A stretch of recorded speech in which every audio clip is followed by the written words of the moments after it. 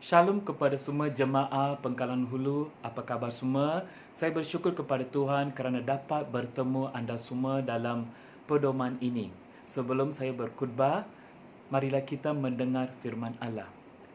Firman Allah untuk hari ini diambil dari surat Petrus yang pertama, bab 2, ayat 19 hingga ayat 25.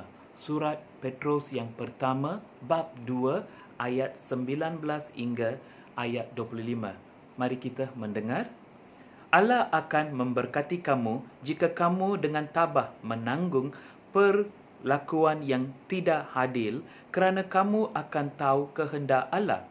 Apakah keistimewaannya jika kamu menanggung hukuman yang memang harus kamu tanggung kerana bersalah? Tetapi jika kamu tabah menanggung penderitaan apabila dihukum kerana melakukan yang benar, Allah akan memberkati kamu.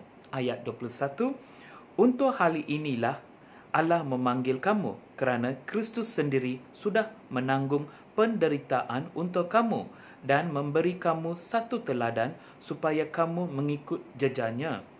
Dia tidak pernah berdosa dan sesiapa pun tidak pernah mendengar dia berdusta. Apabila dia dicerca, dia tidak membalas dengan cercaan.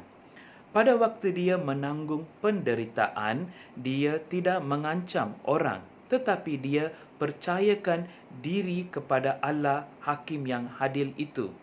Kristus sendiri memikul dosa kita pada tubuhnya di kayu salib, supaya kita bebas daripada kuasa dosa, lalu hidup menurut kehendak Allah.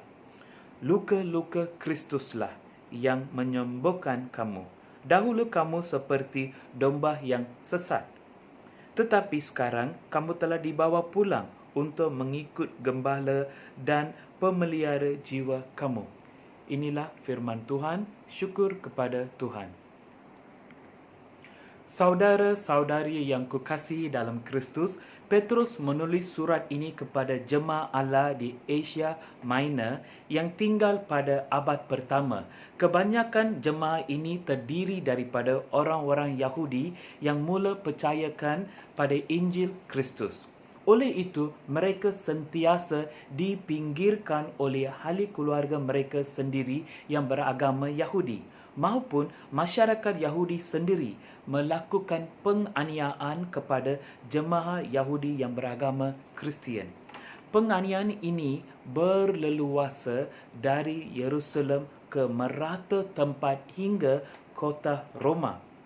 Orang-orang Roma mula menzalimi orang-orang Yahudi yang beragama Kristian.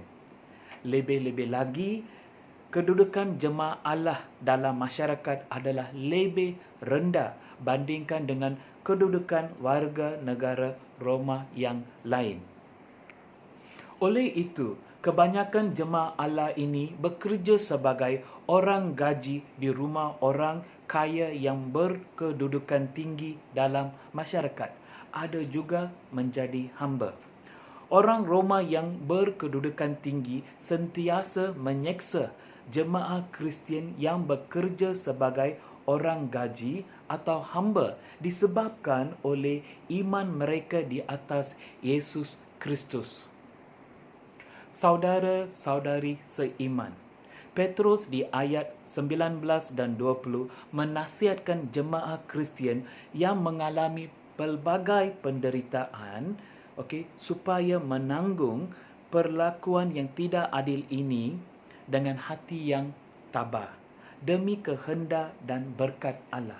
Di ayat 21, Petrus menerangkan kepada jemaah Kristus mengapa mereka harus anggap ketabahan mereka sebagai sesuatu untuk dipuji. Mengikut Petrus, jemaah Allah teraniaya bukan disebabkan oleh kesalahan mereka sendiri, tetapi iman mereka dan kesetiaan mereka terhadap Yesus Kristus dan Injilnya. Maka ketabahan dan ketahanan menghadapi penderitaan ini memang sesuatu perkara yang harus dipuji. Amen. Haleluya.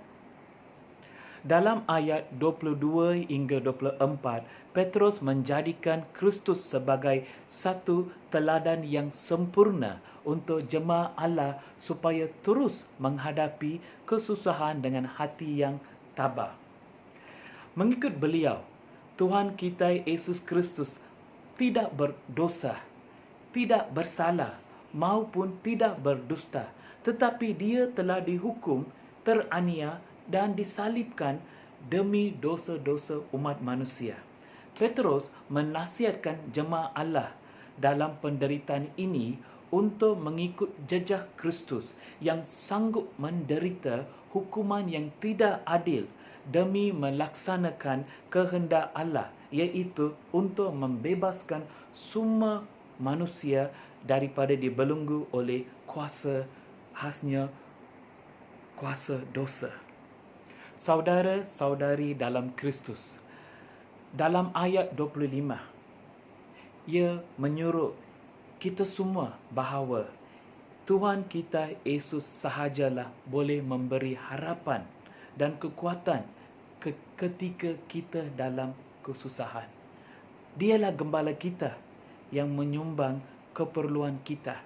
Dialah penjaga kita yang sentiasa menyelamatkan jiwa kita. Ya Tuhan, selain daripada Kristus, siapakah yang boleh beri kita harapan dan kekuatan ketika kita dalam pelbagai kesusahan? Oleh itulah Petrus menjadikan Kristus sebagai satu teladan agar sesiapa sahaja yang berada dalam kesusahan, dalam penganiayaan, di mana mereka telah ditindas, di mana mereka telah dipinggirkan, mereka tidak ada hak untuk menyelamatkan diri mereka.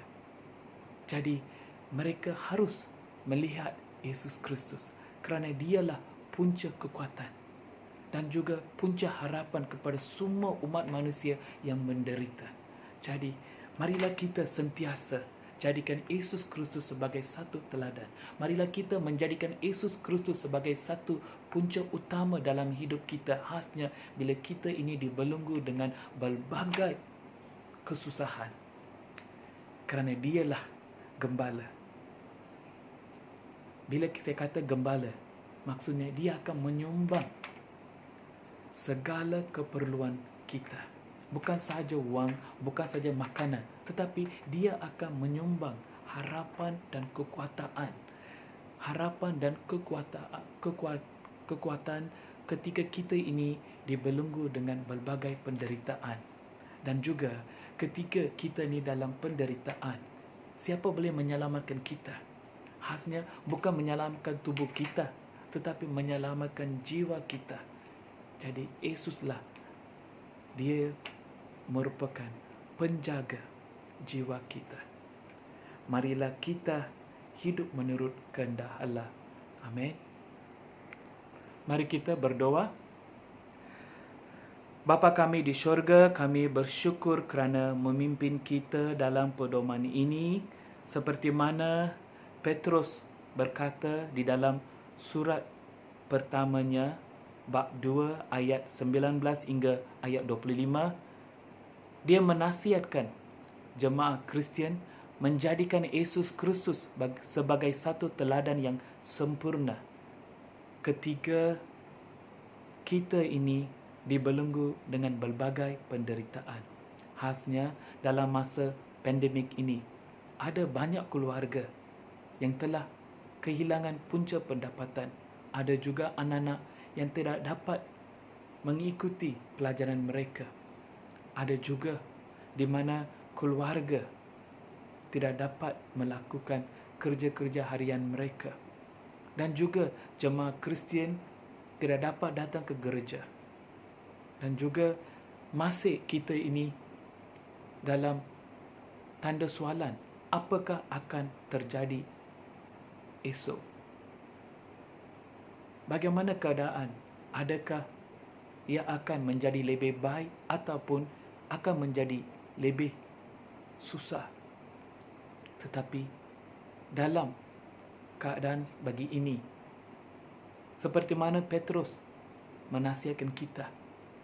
Kita nak letakkan penderitaan Yesus Kristus di hadapan mata kita. Walaupun Yesus telah dianiayai dan dihukum secara tidak adil, dia sanggup menerima segalanya. Dia tidak pernah berdosa. Dia tidak pernah berdusta kepada siapa saja. Tetapi dia sanggup terima hukuman yang tak adil ini untuk membebaskan kita daripada kuasa dosa. Oleh itu, dia memberi harapan bahawa dalam kesusahan kita, pastinya Yesus akan berada bersama kita, bersamping dengan kita, dan selalu dia akan memberi kekuatan untuk menghadapi segala kemusykilan, segala kesusahan, dan dia akan memberikan kita tenaga, kekuatan. Kami juga khasnya berdoa untuk semua jemaah di Pangkalan Hulu, sentiasa melindungi suami-suami mereka yang bekerja di sempadan, dan juga semua anak-anak yang kecil, dan juga suri rumah tangga daripada segala penyakit dan COVID-19. Dalam nama Yesus Kristus kami berdoa. Amin. Semoga Tuhan memberkati kamu semua. Shalom.